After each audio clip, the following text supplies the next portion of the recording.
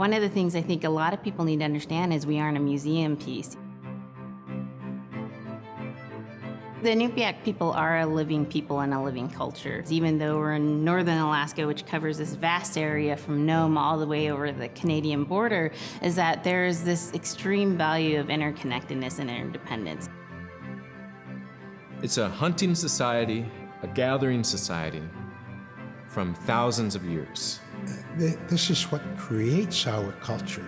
That special relationship between humans and the natural world and the animals, and that it teaches you how to have a society that doesn't do too much harm to the world. Love and respect for nature, for one another, for our elders. Very, very fundamental value, key to life. Our values are something that bind us all. The importance of sharing with one another, the importance of spirituality, and the connection to the land, our traditions, how we hunt, sharing of stories and songs and dances. I'm Iñupiat. I'm from the Arctic Ocean. I am Iñupiat. It's very important to me. It's who I am as a person. And we're very proud of who we are, and we want to continue that.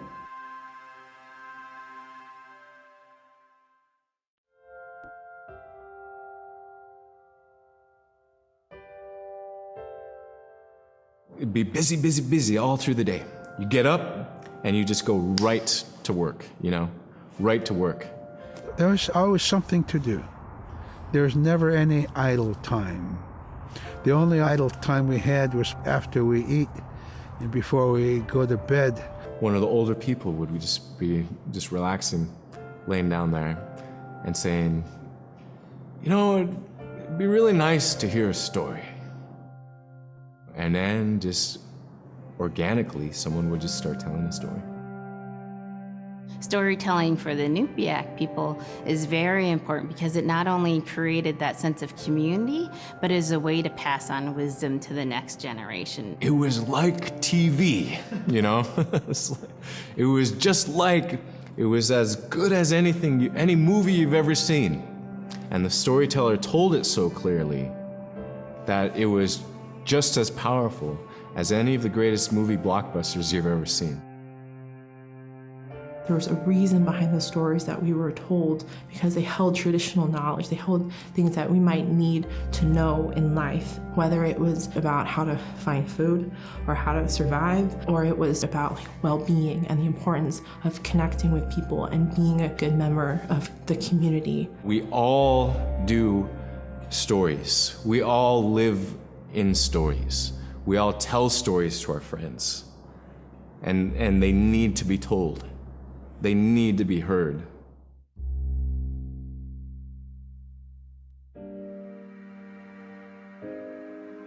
So scrimshaw is this really beautiful method of art that's done either on baleen or ivory, and traditionally it was used to tell stories.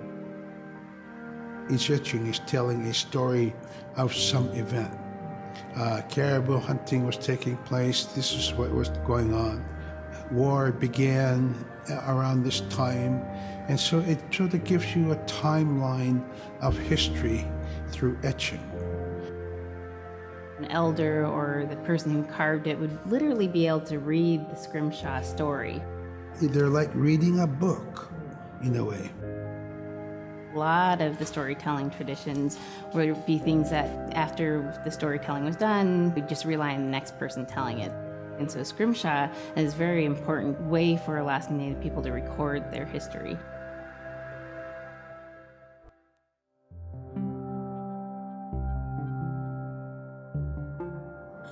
When I was growing up, my grandpa had a pet white fox. If you're a good friend with a fox, when there's danger abound, they try to keep you from getting into trouble. They pull tricks here and there, and foxes are like spoiled little kids in a way. When you let her out, she'd go prancing out in the snow, jumping in the air. I know she was happy then. come running at me and jump on my chest, knock me backwards, lick my face, and I try not to let it. So that was my memory of my grandpa's pet fox.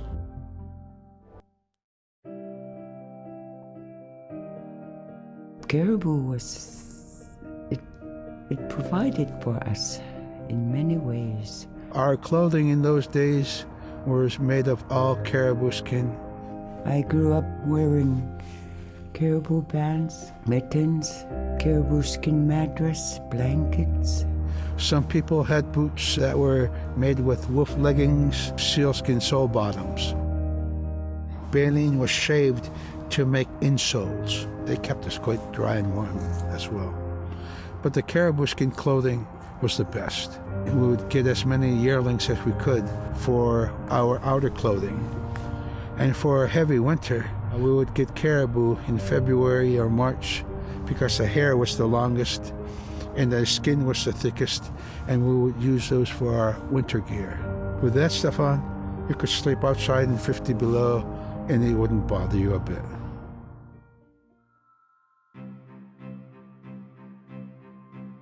Silla is the weather. It also means the atmosphere. Here's the Nuna, or the land. And it's anything from the land into the moon, the sun, the stars. That's Silla.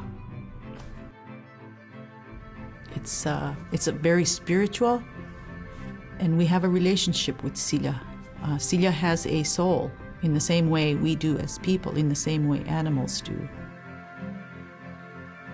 I think spirit helpers in and of themselves are really about how we're connected with things. And so it may be that there is a spirit helper that shows themselves as a bird to show you the way home, or it may be a spirit helper that actually decides to show themselves with the face and body of a man instead of their animal form. And so I think one of the things that's hard to understand is that it's not one way of seeing things, it's one way of knowing you're connected to everything. We've always had that spirituality of everything around us. It's the interaction you have with the air you breathe, the ocean that you gather resources from, the rivers from which you gather fish, the tundra from which you pick berries, the animals that give themselves. It's all of that.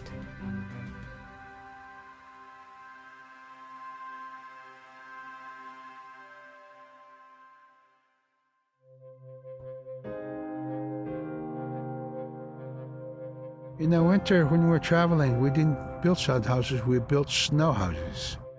In Canada, they call them igloo, but here in Alaska, we call them apuya. We'd do a day of travel, and then we'd make a apuya. The next day, my father would set traps, spend the day there, rest the dogs, give them something to eat, and then the following day, we continued to the next place. We'd go to my dad's sister, who had a house at Bevölkerung. They had a small sod house over there. We didn't have to do anything. We just visit with them, and my dad and his sister were glad to see each other, and they'd talk away while us kids played outside or go to sleep. By the time we get back to our home, my father would leave us with our aunt or with my grandmother, and then he'd start on his trips and go check his trap line. We were not into 8 to 5 kind of time, you know. We're in a totally different kind. We're in ecological time.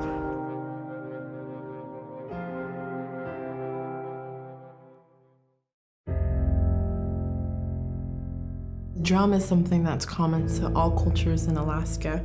All cultures have a drum that may have some stylistic differences or differences in the materials that it's made, but it's still in recognition of life and vitality, and the drum mirrors the heartbeat. And when you continue drumming soon, it will be in line with your heartbeat, because that's what it's supposed to be, the heartbeat of the community, and it symbolizes vitality. And it's the most tremendous feeling to be in a room And to have one long row of all the drummers and to have that feeling of unity, everyone beating in harmony, the drum beat in unison, it's the most beautiful feeling. And to know that you're connected, you're on the land that you are connected to. And even if you grew up outside of the community, that which is in you comes from this area. And it's the greatest feeling.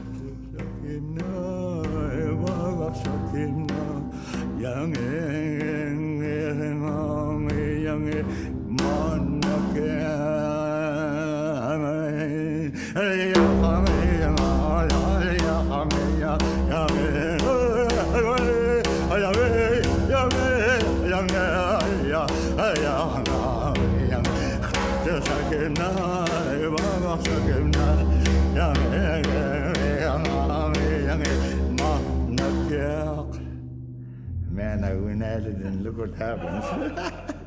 Oh.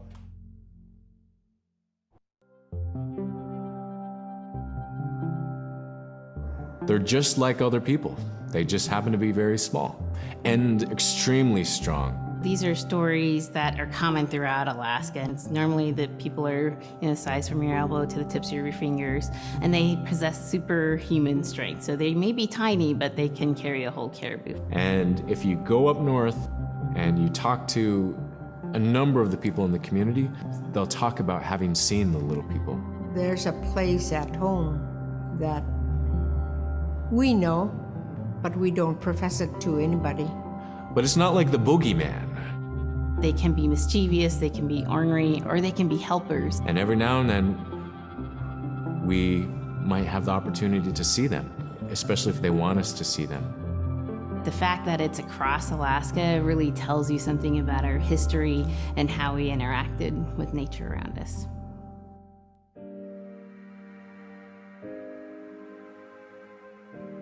The bola is what we call kilamitang. And the kilamitang is made out of braided sinew tied out to some heavy bone which you could twirl. In my case, we're catching ducks. When we're out whaling, sometimes the ducks start flying. And they're good for duck hunting. You know, if you're a whaling crew, you can't make too much noise. So you can't use a shotgun for getting some duck soup handy, you know? So bola was a really handy weapon to use for catching ducks. You know, the ducks fly in, you throw it up and tangles up the bird, and down they go.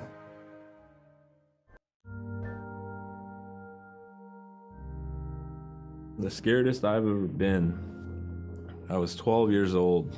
We floated out on a piece of ice while we were duck hunting. It was a bluebird day, just clear blue skies. And there was 3 of us, myself, my brother, and my dad. Next thing you know, we see this dark shadow on the ice. We look and it goes behind us. So we all jumped up, startled, and my dad, he started running. We got back to the ridge there. The ice had fractured, cracked, and broke off, and we were floating away. We were drifting. It was close enough to where my dad would have made it. He stopped and he thought about throwing us across, and if one of us was on the other side, we would be split up. So he stopped, and he just so happened to have a cell phone on him. 911 didn't pick up. That's the worst feeling in the world right there. 911 did not pick up. So he left a message because they record their calls. Once he had relayed that information, his cell phone died. That was the scariest moment I've ever had in my life. We were floating away and I thought we were left for dead. He kept calm during this situation. He's bringing out everything positive in this case. You know, I'm crying, my brother's freaking out.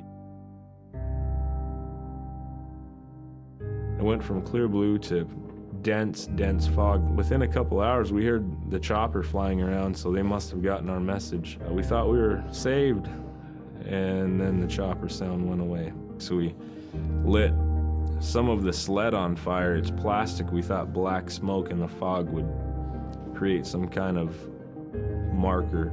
Chopper pilot had mentioned when we got rescued, you could see a glow in the fog. And he slowed down there, and sure enough, as soon as he slowed down, we got within visual. That was definitely the scariest moment of my life, was floating away and not knowing what the outcome was going to be.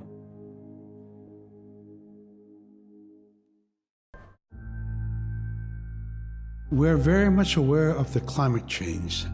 And it's been for many years, even before climatologists were noticing this change, Inuit were already saying, "Sila alangoktok." Our climate is changing. If the heat is going the way it is right now, for us it's going to be pretty bad. Different birds are coming, and they're coming earlier, and sometimes rain is more than what we want. Because when there's more rain, we know it's going to melt the permafrost. In my time as a young whaler, when I was 9 years old, we're hunting from ice that was about 25 feet thick. And there was giant icebergs already floating, coming by. That was the first signs of a changing climate. Ice that never broke before was now moving. Now, here it is 50 years later, we're hunting whale from ice that's 18 inches thick. There's no more thick ice. It's creating a malfunction in our whaling season, is what it is. Actually, more than that, all seasons in general. I think we are more scientists than more people will realize. We have more knowledge of those things than people will ever know.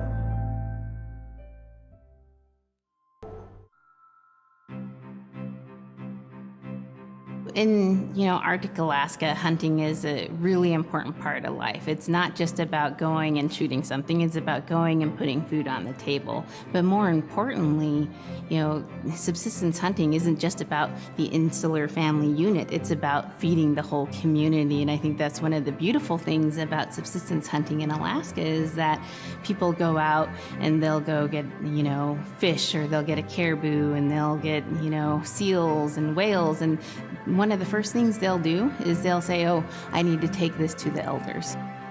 This isn't just about one individual surviving or one family surviving, it's about the whole community. We didn't just go out and kill and put in a freezer. It's like a ritual that I learned from my parents. It's all about relationship.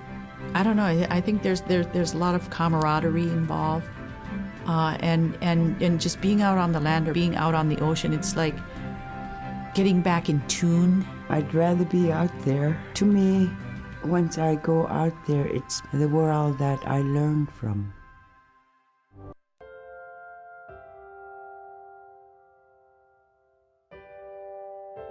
Now we spend all our time out in nature.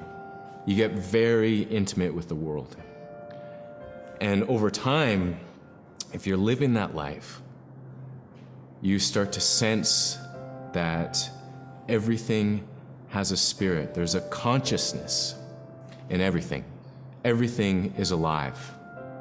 If everything is alive, then we want to respect it. And if we're going to use it, we want to use it respectfully.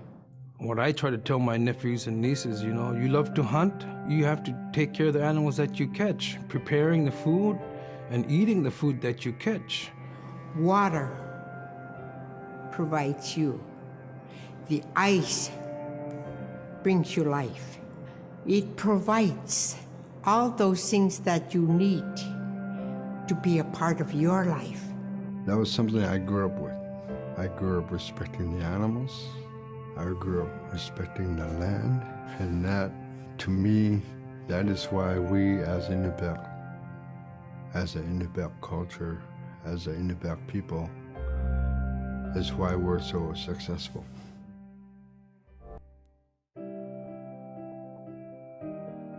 Big Diamond, Little Diamond, and King Island. And in those three islands are the stepping stones to get to America. So King Island is this absolutely beautiful place off the coast of Alaska. And if you can imagine being on this really kind of rocky island that kind of shoots up from the water to these cliffs. And then all of a sudden you see these stilts, and then you look up and there are these houses. They were built on the cliff up high because of the ice. Being an island in the Bering Sea, you have ice that's being pushed by the winds onto the island. So it's going to pile up 50, 60 feet high. Structures are still there today, and people have returned to King Island. It's a growing community as the people return back to their island.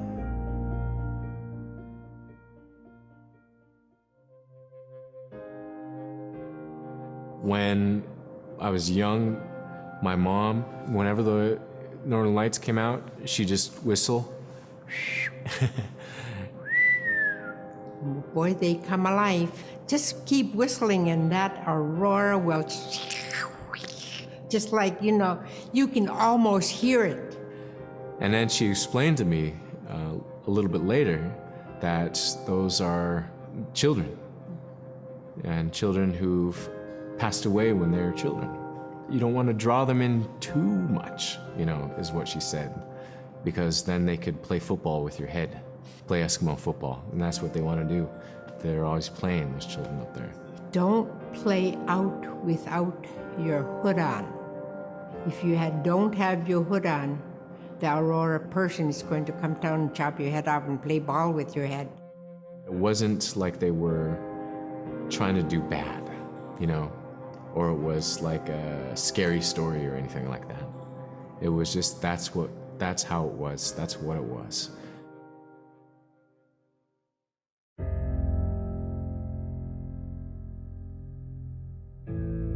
In the month of November, there's no sun. So during that dark time, we travel by the light of the moon. It's quite different. Everything was silver and black. Toward the horizon, we could see where caribou are because their body heat flowing upward, and we could see it glowing in the moonlight against a dark horizon where there's no stars.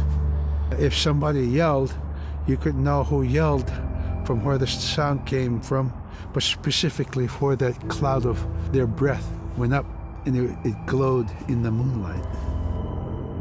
So that was a good time to travel. It was very surrealistic. And so things that were dark objects looked very close, and white objects looked very far.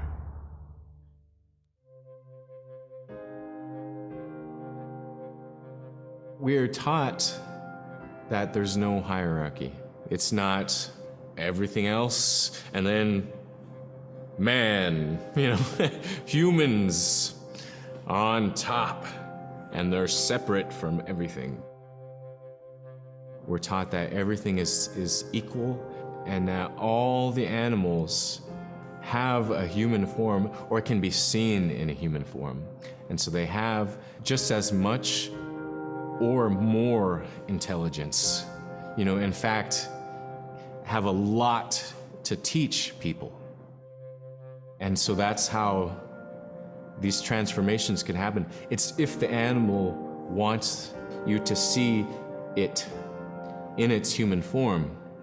There's a story where a man comes up to an ice hole, and then realizes there's another man in his parka that's got stuck in the net, and is just stuck like that. Oh, can you let me out? Please help me, And so then he lets the man out, but then realizes that was actually a seal. That was a seal man. And just because that seal wanted that help, that seal allowed itself to be seen in human form.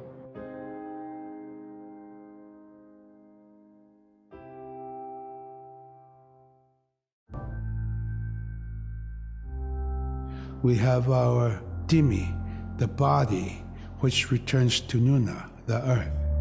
And we have Atik, who is our name that has been passed down to us over the generations. The spirit of our Atik lives on so long as man remembers that name.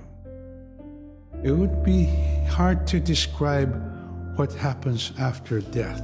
The feeling is that when our anak returns to Sila, then that may be reborn if the name is passed on to a new child who can then retain some of the memories of the original name.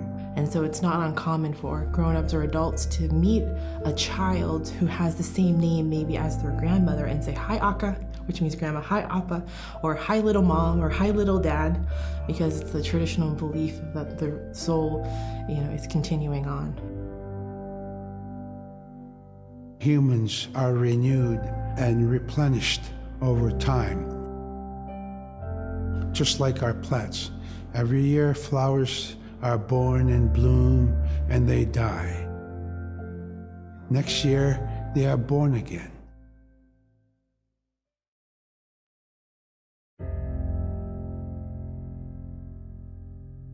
So a recurring type of character in Iñupiat stories is the manslayer. And the manslayer is kind of this bad guy. And I think really what's at risk when the manslayer comes into story is the livelihood of individuals and the whole community. And so the manslayer is really used as a way to say, don't act only for yourself, always hold the community in your heart.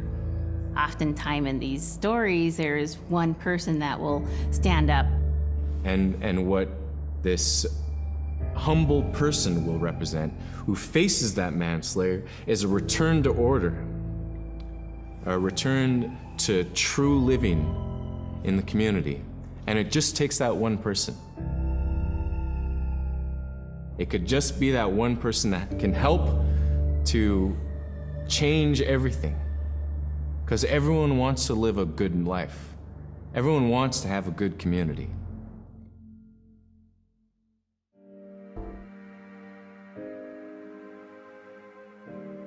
With regard to the environment, the blizzards have been one of the key elements that have impacted the survival of people, especially in the hard winter. We know a blizzard is coming when the moon is starting to get fuzzy. We also look at the stars. When the stars are twinkling fast, we know a storm is approaching. We look to the clouds in the sky to give us a direction the storm is coming from. We learn these as children by observing weather on a daily basis.